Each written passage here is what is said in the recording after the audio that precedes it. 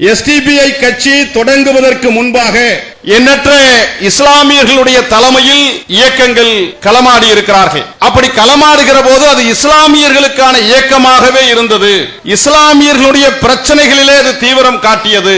ஆனால் எஸ்டிபிஐ கட்சி என்ற ஒரு கட்சி உதயமான பிறகுதான் அது தாழ்த்தப்பட்ட மக்களுடைய பிரச்சனைகளுக்கும் அது களமாடும், ஈழத்தமிழர்களுக்கான பிரச்சனையிலும் அது களமாடும், கூடங்குளம் அணு உலை பிரச்சனையிலும் அது களமாடும், முல்லை பெரியார் அணை பிரச்சனையிலும் அது களமாடும். அகில இந்திய அளவிலே, ஏன் உலகளவிலே மனித ஒடுக்குமுறை எங்கெல்லாம் இருக்கிறதோ அங்கெல்லாம் போராடி கொண்டிருக்கிற ஒரு இயக்கமாக, இன்னும் சொல்ல வேண்டும் என்று சொன்னால் ஒட்டுமொத்த மக்களுடைய விடுதலைக்கான இயக்கம் என்கின்ற ஒரு அடையாளத்தை பதித்த இயக்கம் எஸ்டிபிஐ கட்சி. இன்றைக்கு கன்னியாகுமரியிலே நின்று கொண்டு எஸ்டிபிஐ என்று முழங்கினார், டெல்லியிலே ஜிந்தாபாத் என்று முழங்குகிற மாபெரும் அரசியல் பேர் இயக்கமாக எஸ்டிபிஐ வளர்ந்து நிற்கிறது என்று சொன்னால் இந்த மரியாதையும் கண்ணியமும் விலைக்கு வாங்கியதல்ல, மிரட்டி கொண்டு வரப்பட்டதல்ல, மாறாக உண்மை ஜனநாயகத்தினால் பெறப்பட்ட ஒரு மாபெரும் வெற்றி என்று இன்றைக்கு நான் அறுதிட்டு கூறுகிறேன்.